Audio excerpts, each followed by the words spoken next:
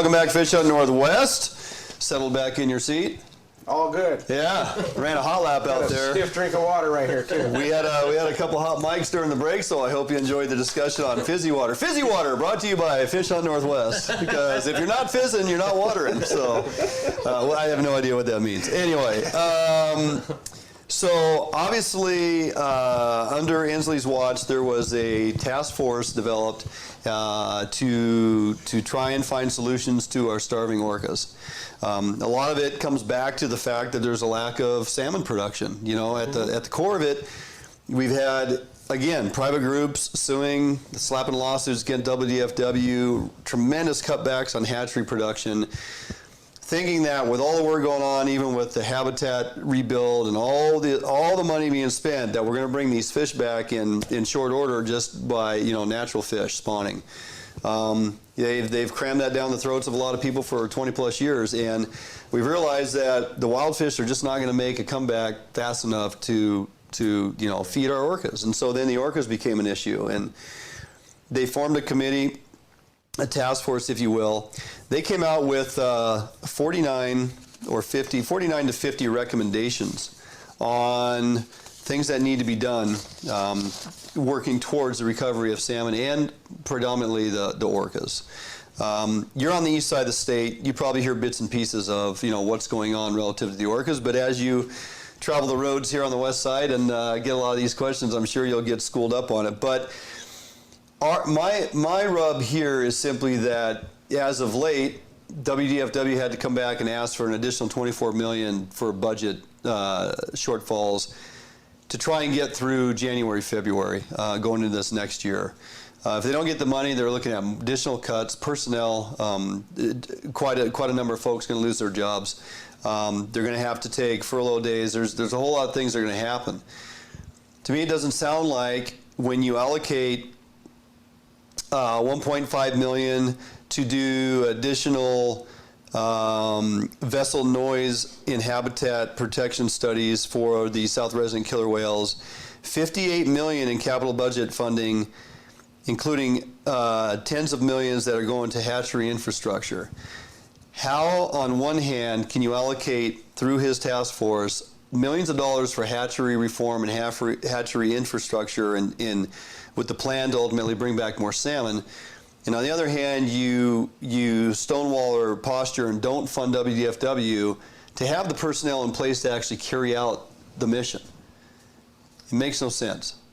Well, this gets back to the common sense that I was talking about with the so-called homeless crisis. Mm-hmm. You know, they're legalizing heroin and then wondering why there's a heroin epidemic, right? Right. And common sense isn't just one issue thing. It transcends all things. So if there's a problem with salmon and we're not producing salmon through all of our fish hatcheries, they're not all running at capacity, right. We're not building any more, right.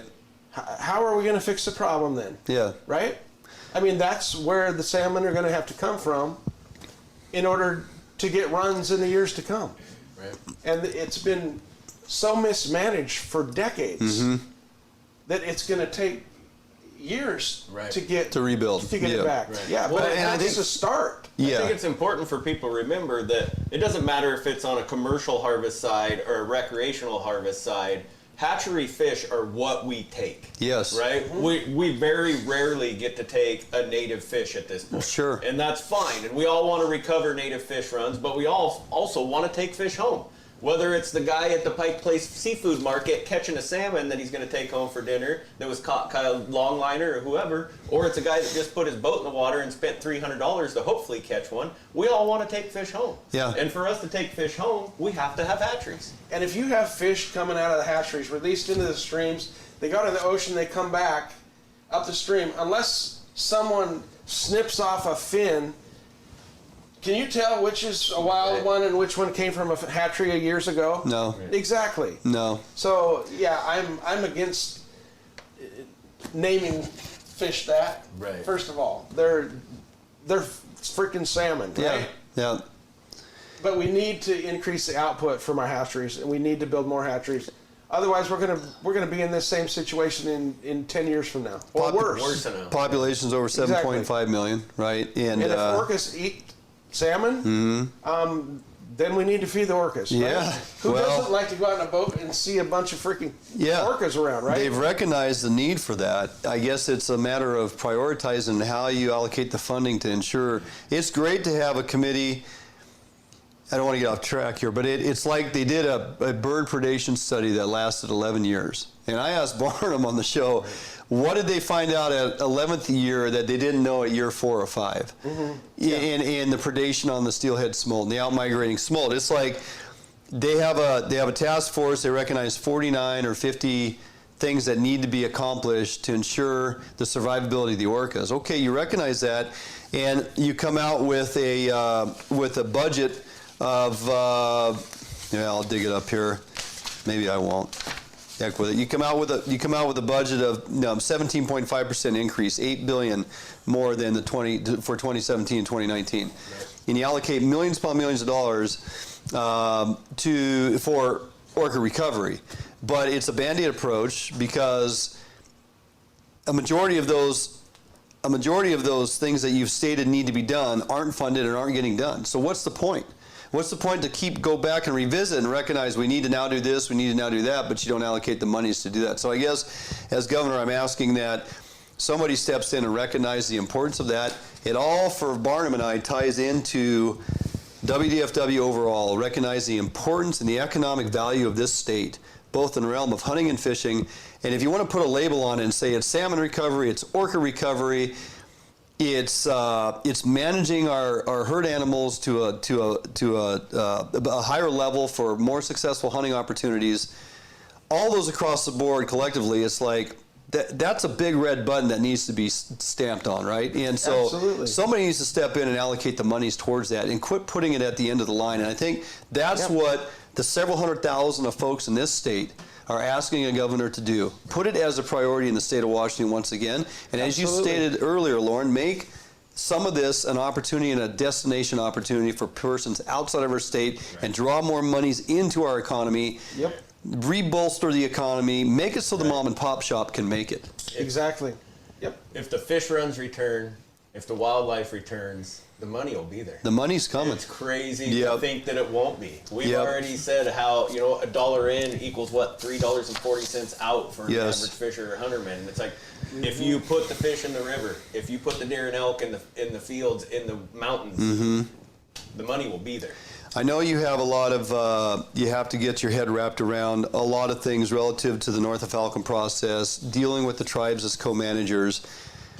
From a recreational perspective, the tribes run our state. In the realm of fishing, and when they sit at the table year in and year out, I like to be optimistic and say WDFW has a strong stake in the negotiations as to what happens at North of Falcon. But the other side of me says that's not necessarily the case, because all too often it seems that we take a back seat on things that the tribes push across the table, and WDFW either has to accept it, and if they don't, we don't go fishing, as proven back in 2015, 2016. Permitting from NOAA is a process where they have to come together collectively and agree on that.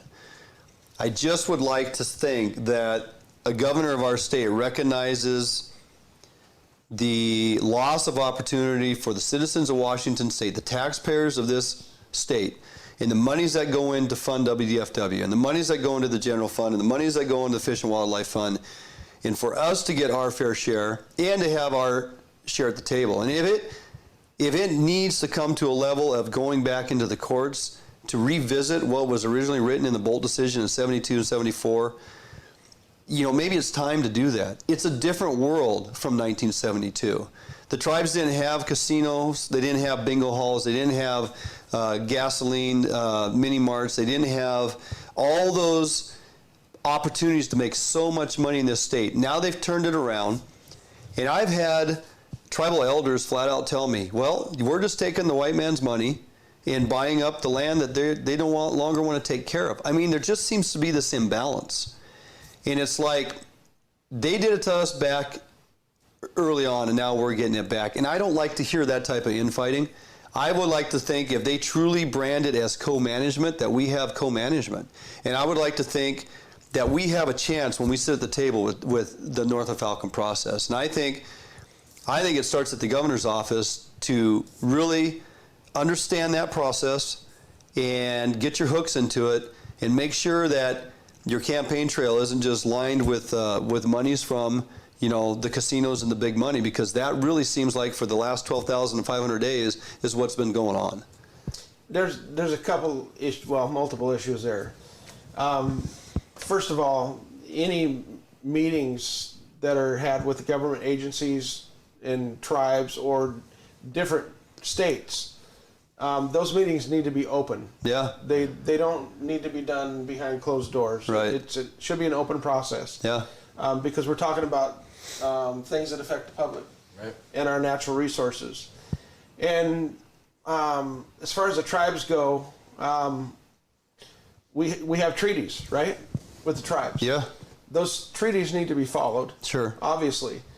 I agree with you that, yeah, things have changed, with casinos and things like that. But the main thing is that the treaties that our government has had in place with the tribes for decades, they need to be followed. And if it's gone too far one way or the other, then, we need to sit down with the tribes and the stakeholders and have a discussion. Pull it back to center. Yeah. An open discussion. Right. Don't get me wrong. There is a lot of good cohesive activity going on. There's a lot of things heading in the right direction in the realm of fish recovery and habitat recovery, and there is co-management. But there does definitely seem to be a point of contention at the North of Falcon process and how they divide up the fisheries and who gets what on the table. And I just think that process needs to be more productive, and I think it needs to be revisited as far as allocations, and I think it needs to be revisited on who's calling all the shots. Right. I'm concerned about Washington State, right? Yeah. I'm going to be the governor of Washington State. Yes. And people in Washington State should have a say, tribal and non-tribal, on our fisheries. Right. Yeah, I don't like the idea of outside influence, whether it's the United Nations having a hand in it or other states. Obviously, we want to work with our neighboring partners. Yep. But the main thing is to have Washington citizens and tribal members come together and talk about our fisheries here in Washington State. Totally agreed. Yeah. I mean, there is some really good stuff going on. Colville Tribe up on the east side, the hatchery production, the amount of salmon they're putting in the rivers. The Squally Tribe and how they manage their fisheries here is an example of some things that other tribes need to pay attention to. In talking with some tribal elders, the frustration is not all tribes think the same. Right. So it's not all the tribes at the table at North of Falcon that create the angst or the difficulty in negotiating. It's a handful of them that know they currently hold the power, and it makes it difficult all around. I'm just asking for fairness at the table, and as you stated, Loren, our fisheries throughout the state, and the only way we're going to rebuild our fisheries collectively with tribes, commercial and recreational, coming together, putting forth plans and making sure we're all doing our due diligence to make this work. And it can be done. Yeah. It just takes the leadership with the will to do it. Right. And make it a priority. Right. And I will. Yep. Well, before we jump off salmon recovery a little bit, let's talk about one of the major issues facing salmon recovery at this point, and that's the overabundant sea lion population. When you have a predator that's obviously taking a massive toll on one of our natural resources, where do you stand on management of that predator or non-management of that predator, and how do we balance some of that with endangered species, listed species such as the wolf or the sea lion? Well, definitely sea lions are not an endangered species anymore. Right. They are everywhere. If you go out along the coast or the ports, Right. they are everywhere. Right. And just like if mice were coming into your house, wherever you live, if mice are getting in your house, they're destroying your food, they're ripping up your clothes, you're going to control the mouse population. Right. If cockroaches are all over in your house, you're going to control the cockroach population. Right. I don't think anybody would argue against that. Sure. And the same thing goes with wildlife, with apex predators, with sea lions, anything. you have to have a balance. Yep. And right now, the population of sea lions is way, way, way out of balance. Would you say that's a man-made or man-created imbalance currently that we're dealing with? Absolutely. Yes. Yeah. 100%. Definitely. Yeah. Yep. So, I mean, it's great to hear that, we would have a governor that's taking that seriously and looking at it as an issue that needs to be resolved. And if people didn't like sea lions being shot, then maybe we could just load them onto a barge and take them up and feed them to the orcas. Yeah, to the ocean going orcas, right. I actually read an article recently that the First Nation up in Canada and the Canadian government is working out a process that they're looking at finally, culling sea lions. And the interesting thing is, folks think that they're just going to kill sea lions and then just, put them to waste. They actually have markets where they can utilize every piece of the animal overseas, and it would be turned into something, food source. That's what hunters do. That's what hunters do. Exactly. Yes, We utilize just go out and things. kill stuff for just to kill Yeah, stuff. we're not wolves. Right. So, Yeah, exactly. I found that article pretty compelling because that's been one of the things hanging over is like, well, what are they going to do with them if they kill them? Well, there actually is a use for them, and it would be a good program to introduce, especially down here in the state of Washington, if they prove in fact up north that it is beneficial and happening, right? So, Right. Well, it helps everything. If you have an overabundance of predators, it hurts the population of the other animals. right, And if we've got an overpopulation of sea lions, which we do, then that hurts salmon. Which hurts orca. Yeah. Right. Yeah. Yes. Yeah. You're spot on in that regard. Okay. We're going to jump out for a quick break, come back, final session. We're going to jump into budget, taxes. We're going to introduce Chris as your campaign manager, get him in here, talk to him a little bit about this journey he's on with you. And do we want to delve into $30 car tabs? $30 car tabs, isn't that settled? Oh, wait, no, King County said no. Of course they do. I actually want to pick your brain on college or trade schools. Okay. I've had an opinion my entire life on college or trade schools, and I think we're seeing the result of lack of trade schools right now with our booming economy. Just ask Barnum; he can't find quality folks to hire out there in construction, so it's kind of frustrating. So, okay, jump out for a quick break. We'll close this out with Loren Culp, and campaign manager Chris is coming in, and we'll finish this up. Don't go anywhere. We'll be right back here in a few on FHM.